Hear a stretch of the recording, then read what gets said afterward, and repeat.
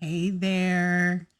It's time for September's top picks, and I've got some great picks coming up next.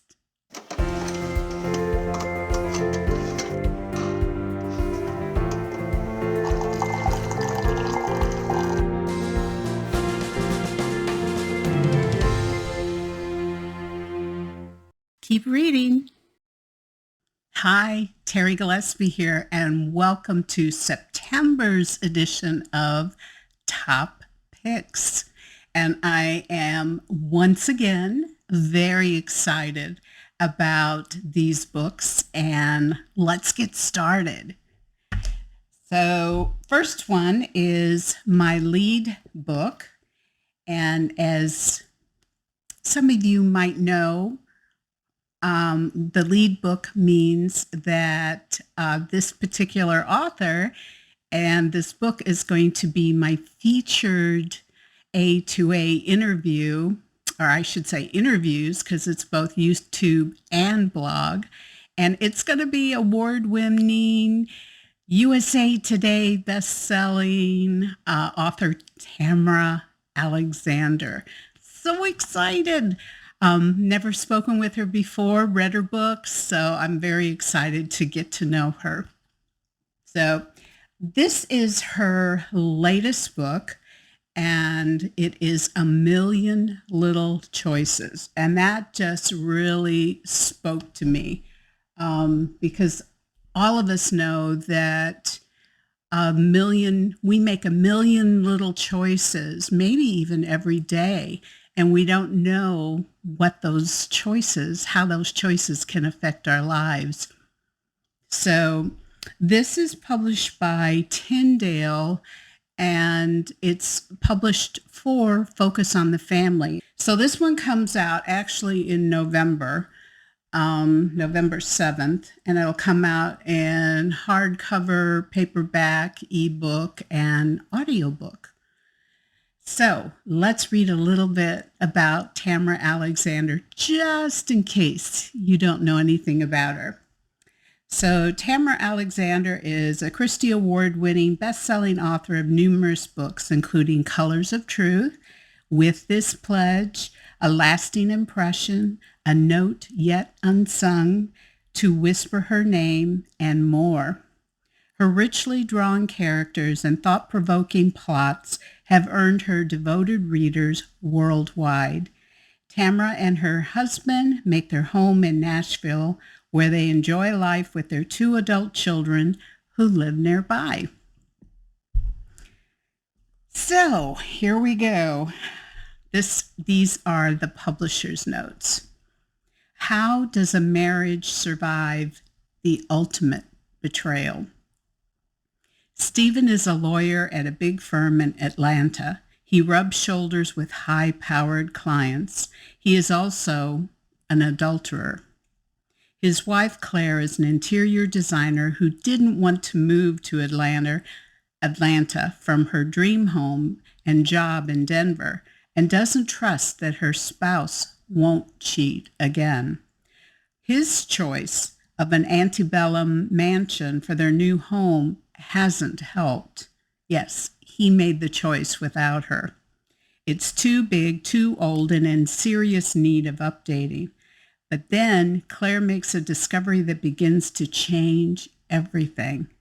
One small choice at a time.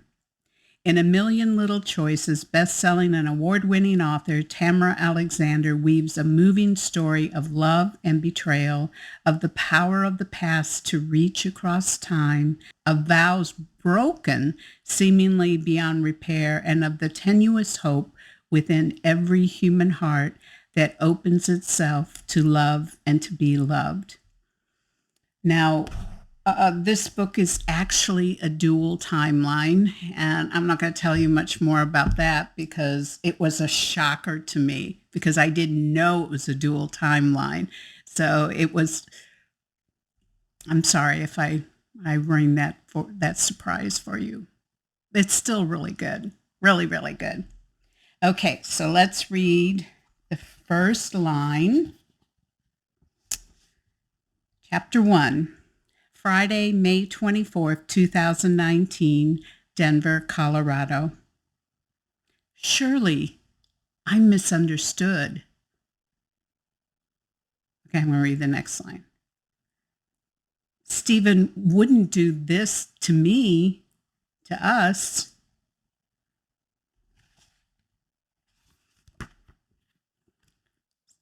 It's such a great book. Okay, so I've read these books, so that means that the reviews will be posted on Amazon when they're released. Like this, my Amazon review will come out on November 7th.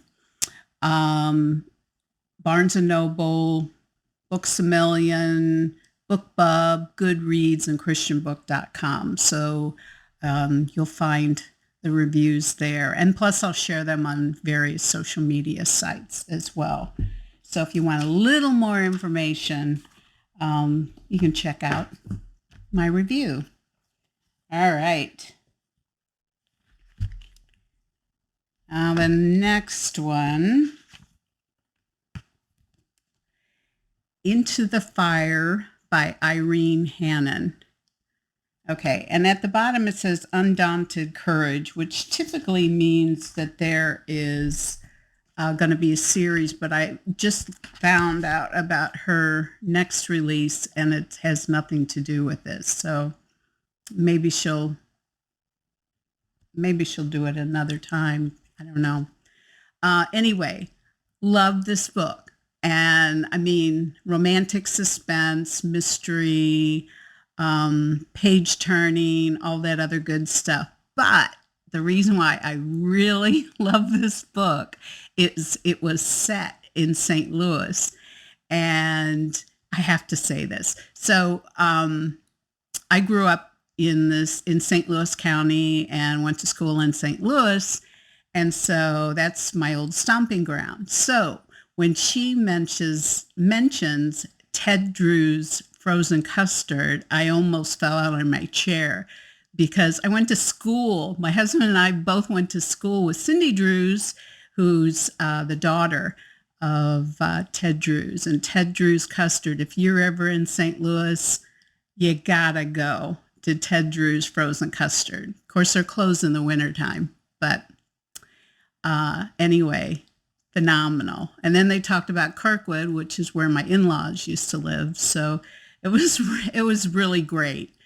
I was waiting for them to talk about Emo's Pizza, but I talked about it in my book, Sweet Rivalry. So anyway, it just was really good. Okay, this actually releases next week. And it's published by Revell, and it was published in a hardback, paperback, ebook, and it doesn't say audiobook, but I have a feeling that will happen. So we'll see. We'll see. So if you don't know Irene, here's a little bit about her. She is the best-selling and award-winning author of more than 60 contemporary romance and romantic suspense novels. In addition to her many other honors, she is a 3-time winner of the prestigious Rita Award from Romance Writers of America. She is also a member of RWA, or Romance Writers of America's Elite Hall of Fame, and has received a Career Achievement Award from Romantic Times Book Reviews for her entire body of work. Pretty cool. And by the way, down below in the description section, there will be chapter of this video, and each chapter will be centered around each one of the books. And in those chapters, I'll have the author's website and also where to purchase their book or pre-order their book. So as in the case of the previous book, as well as this book, in fact, all of the books for this month can be pre-ordered. And when you pre-order, there A lot of times the publishers will have special deals. They'll also have, some of them even have special little giveaways, like little, I don't know, little tchotchkes and other things. So it's always fun to do that. Plus, it really helps the authors. And I love supporting authors because I'm one too, and I want other people to support me too. So anyway, so here's the publisher's notes. When arson investigator Bree Tucker inherits unfinished business from her predecessor, she must convince ATF Special Agent Mark Davis to help her find the missing link and track down a serial arsonist who will stop at nothing, including murder, to carry out a nefarious plan. So it is a page turner. Okay. Okay, prologue.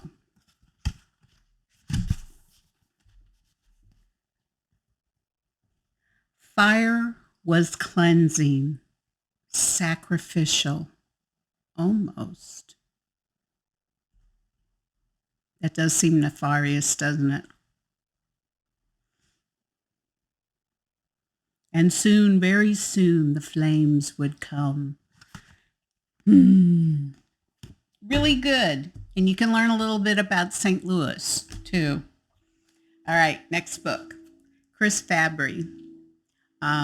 You probably heard of Chris Fabry. He has written a lot of screenplays. A lot of his books were turned into movies, or he wrote the books for the movies.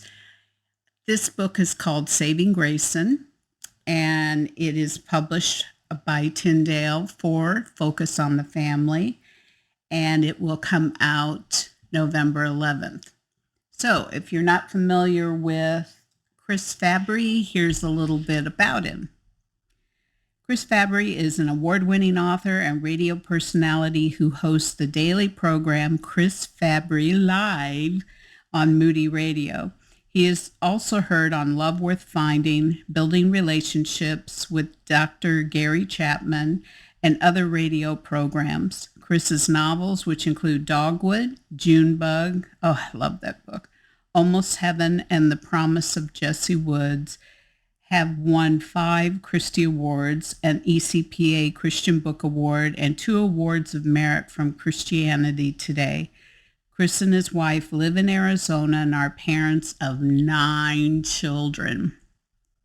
And he still writes, has radio shows. So I'm impressed, aren't you? Okay, so publisher's note. I did say this was Tyndale for Focus on the Family, right? Okay. All right. And it comes out November 7th. Plight of the elderly. We just forget stuff. Sorry, guys. All right. Here are the publisher notes. How far would you go to love someone well? Grayson Hayes is a sharp-tongued, witty wordsmith, but the stream of language has become a trickle as words skitter from his mind. Dreading this growing loss and desperate to care for his wife after he's gone, he hatches a plan that requires a cross-country road trip to the West Virginia of his youth. While on this journey, Gray encounters people, places, and forgotten wrongs that have greatly affected others and shaped his own life. What is the value of a life that diminishes daily? Will Gray find the peace and resolution he's been searching for? And what does love look like for those who surround this force of nature? In Saving Grayson, best-selling and award-winning author Chris Fabry takes us into the world of love and loss, dementia, and startling clarity, hope, and despair.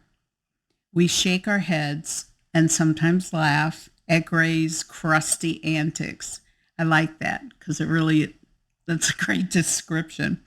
We share his fear of what's to come, and we root for him and those who love him to find answers before the words become a distant memory. So if you have someone suffering from dementia or diagnosed with Alzheimer's, it was at first difficult to read, but I am so glad I pushed through because it was powerful, it was funny, it was touching and very inspirational. So, okay, page 1. I love this. Yellow legal pad. I keep telling them I'm fine. Okay, I'm going to read the second sentence. I keep saying there's nothing wrong. But by the way they look at me and the stirring I feel, I believe we're both right. There's nothing wrong and everything wrong at the same time. Maybe I should read the first paragraph. I might do that next show. All right. Angela Hunt, one of my favorites. She's my mentor, my writing mentor. And this is her latest release, What a Wave Must Be. Now, she's been writing biblical fiction for a couple of years now, and this is a contemporary. So I love Angie's contemporaries as much as I love her historicals. So anyway, this will be released November 7th. So that means pre-order, and it's published by Tyndale for Focus on the Family, and it'll be out in hardback, paperback, ebook, and audiobook. So, never heard of Angela Hunt? Then here's a little bio, and I mean little. Angela Hunt has authored more than 150 works and sold nearly 6 million copies of her books worldwide. Her books have won awards such as the coveted Christie Award, several Angel Awards for Excellence in Media, and the gold and silver medallions from Forward's Book of the Year Award, which is phenomenal. Angie holds a doctorate in biblical studies and a THD, and she and her husband live in Florida. All right, so here are the publisher notes. What do you do when the unthinkable happens? Frank and Susan Lawton have every reason to be happy. They keep busy in semi-retirement. They're active in their church and community, and their only child has become a prosperous businessman with a beautiful wife and a precocious teenage daughter, Maddie. But one day the unthinkable happens, and Frank and Susan cannot understand why God allows such a thing. Has he abandoned them? Was he sleeping on the job?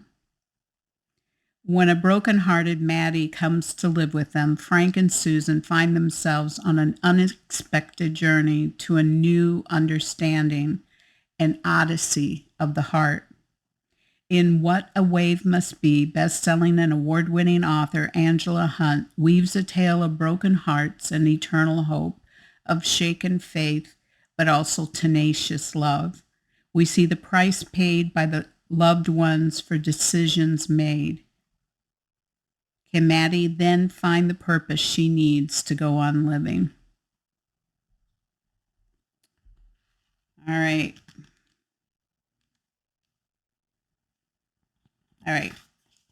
So it's in the point of view of Susan, who is the grandmother and the mother of the son who died, and Maddie, which is Susan and Frank's granddaughter, which I think if you're going to have two point of views, those are the two strongest point of views for this story. So chapter 1, and this is in Susan's point of view. I never imagined that Frank and I would live anything but a charmed life. But when I tripped over a dog toy and broke my arm on an ordinary November day, I began to wonder if God was trying to tell me something. I listened and looked for writing on the wall, but if God was speaking, I couldn't hear him.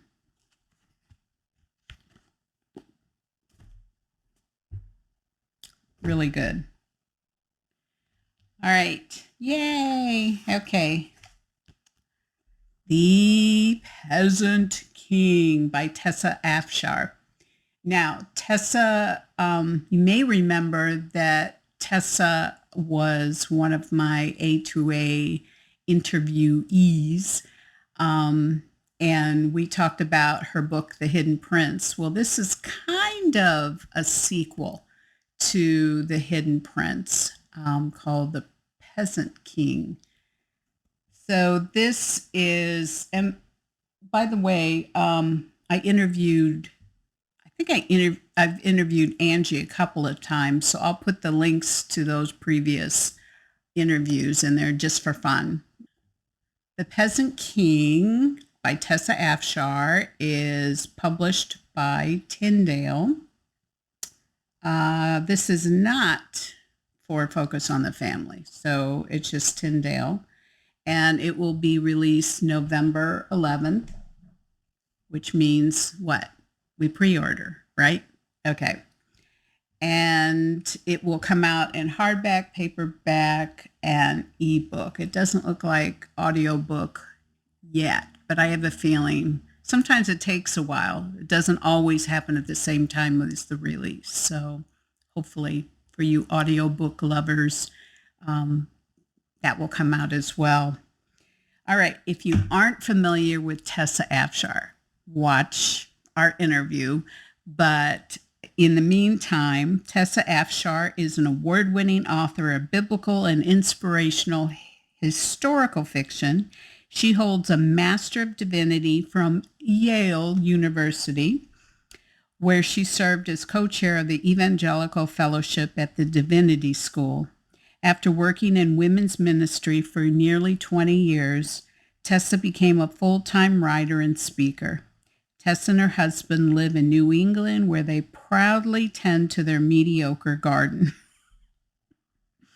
Yeah, she talks about that mediocre garden in the interview as well. All right.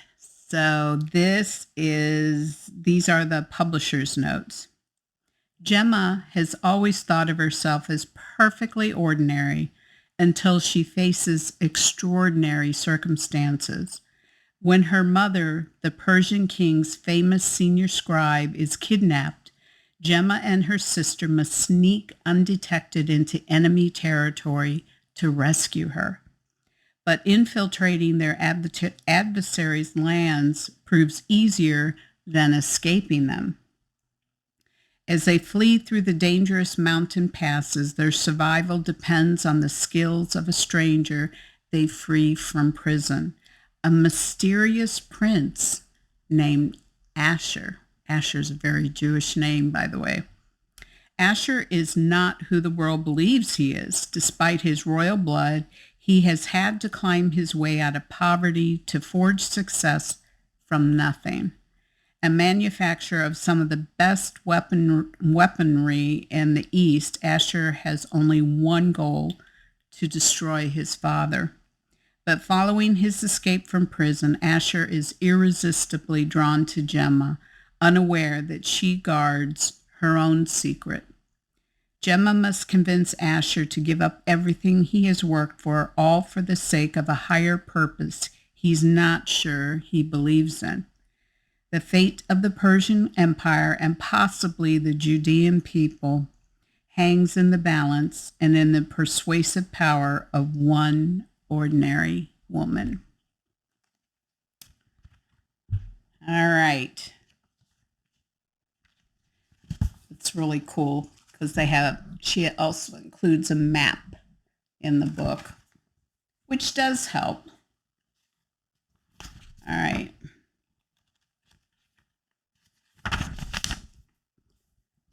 Chapter 1. So David triumphed over the Philistine with only a sling and a stone, for he had no sword.